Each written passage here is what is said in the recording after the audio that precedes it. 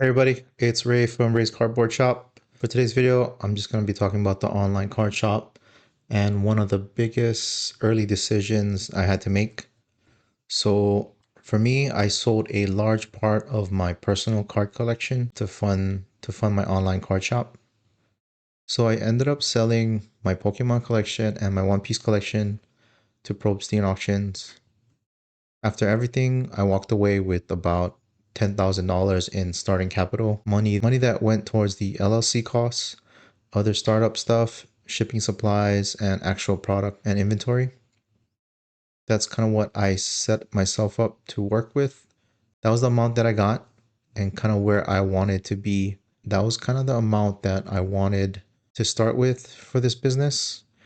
I didn't want to go into debt or use credit cards to fund it. And this isn't a flex video to say I had $10,000 worth of stuff.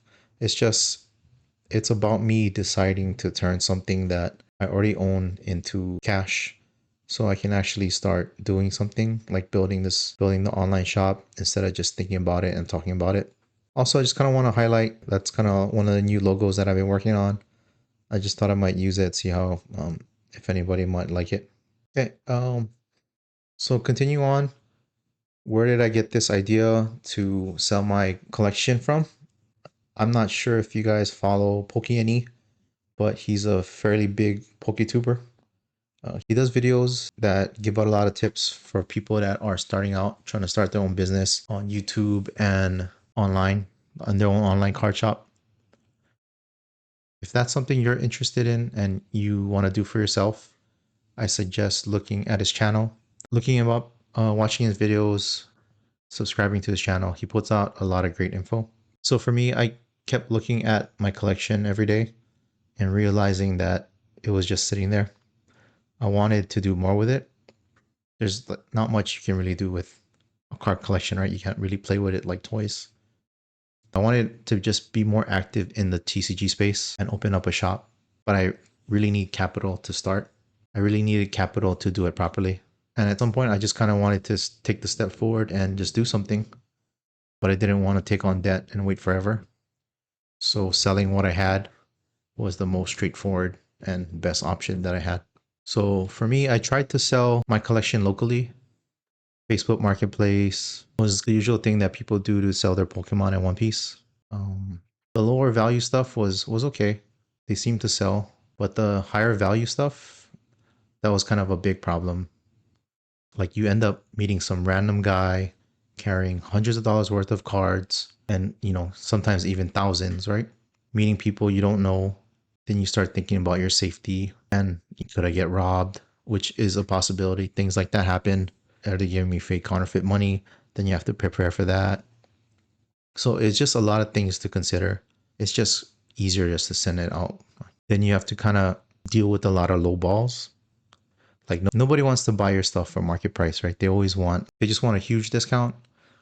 You end up going back and forth on Facebook Messenger, talking about price. And then when you decide to meet, then some of them decide to keep negotiating even further, which is just like a lot of hassle. And then you got a lot of people that flake, that live really far, that you have to drive just to buy one single item. Then I just kind of realized that if I try to sell everything myself one card at a time or one sealed product at a time, it's just going to drag on for months. And every month that I waited or pass is another month that I'm holding off on starting my business. So that kind of leads me to why I went to Probstein auctions. I got this idea from another PokeTuber, Nostalgianomics. He talked about why it was a good deal for him to send it through Probstein or to other online eBay auctions. So you should go check out his channel. He does mainly rip and ships, but he commentates a lot about the Pokemon market if that's what you're into. Pretty much the reason why I picked Probstein was because of the volumes and the fees. If you look at their eBay, they move a lot of cards and their fee structure is actually the best compared to most consignments on eBay.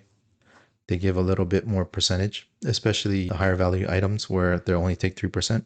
But they're not perfect though, so they do have some issues, like mainly the payout time for me. They usually pay out the next day for low value items, But if it's in the thousands, then they usually wait for the payment to clear, which is understandable. They do give partial payouts, like if you had thousands of dollars that sold, they'll give you like $1,000 while everything clears. That's if you sold items that are worth thousands of dollars. They're not going to give you the full amount. And then there is also an issue if the actual item doesn't get paid for. You have to list the item back up, which adds more time, which ends up being another 7-day auction. So it's another week that you have to wait. Then you have to wait and that gets paid out. So a couple times for me, there was items that didn't pay out like twice, which is very frustrating. And there's really nothing you can do. You just gotta wait and have it relisted again. Also, you have to pay out of pocket to ship everything to them. So if you pick the slowest option, it's gonna take really long. And if you go express, you want it listed faster, then you end up paying more for shipping. Another thing, people complain about their communication, but for me, their communication is pretty good. When you message them or email them, they usually reply by the end of the day, and they usually tell you when your item is listed, but sometimes that doesn't happen. And then sometimes you'll get updates of these are your items that you have for sale, but that can be hit or miss.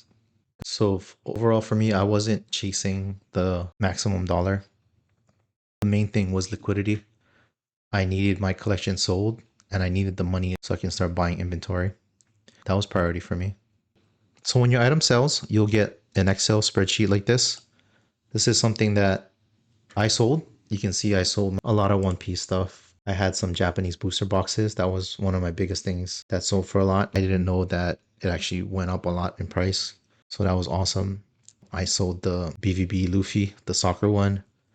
I had the 25th edition premium card collections, English and Japanese. So that went up a lot. That was one of the reasons why I decided to sell One Piece.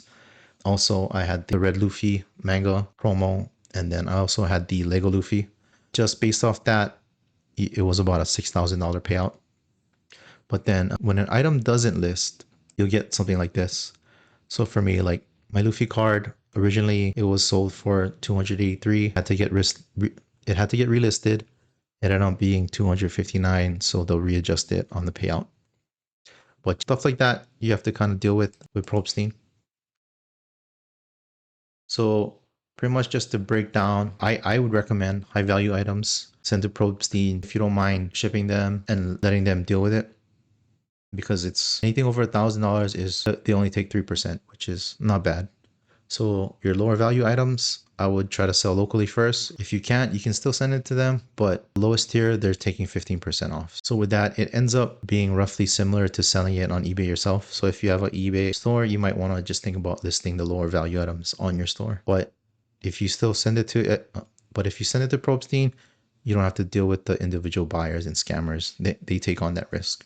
I just want to make it clear this is not a pitch for Probstein. I just want to tell you what I did to get capital moving at the time.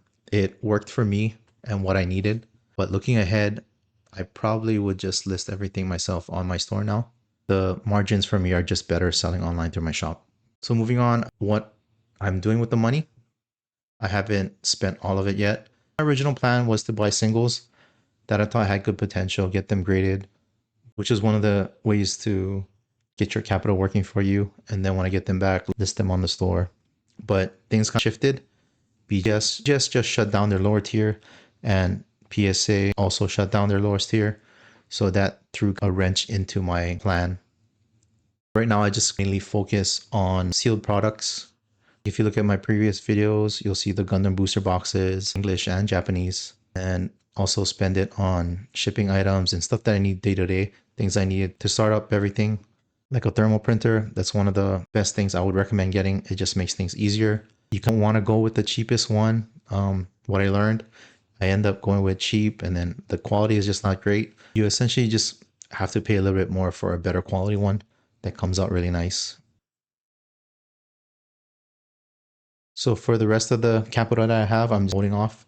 I'm just seeing where the market is right now and trying to see what's the best opportunity to buy into.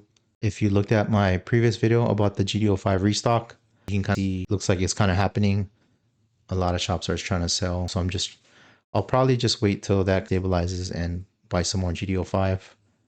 I already bought a lot of other products that I'm still waiting on. So I really didn't deploy all of it yet. So for my collection, I still have some of the lower value cards, things that I like to have for Pokemon. I still have my Gengar and Ditto cards, some high value ones. That's something that me and my daughter like to collect. I think she would probably be mad at me if we got rid of our Gengar and Ditto cards. And then I'm also just being careful. I don't want to force a move just to buy something just to get the money working. I rather take a little time and put it where I think it actually makes sense. So that's pretty much it for today. I'm I'm still early into this. I'm about 3 weeks into my shop. Some weeks are gonna be rough, and some of these weeks are gonna be slow, and some of these decisions is gonna end up being wrong. But selling my collection was one of the most uncomfortable calls that I had to make. You really have to give up something so you can try to build something you want. It doesn't always feel great in the moment, but not starting, I think, feels worse. And well, if you like this video and want to watch someone try to build a card shop from the ground up, see what I buy, the mistakes that I make, the good decisions I make, stick around. This is what the channel is about. So subscribe if you want to follow my journey. The shop is also live if you want to check it out, raisecardboardshop.com. The link is in the description. And if you're in a similar spot, trying to turn your collection into a business or starting out to drop a comment, let me know and I can follow your journey too. Thanks for watching. I'll see you in the next one.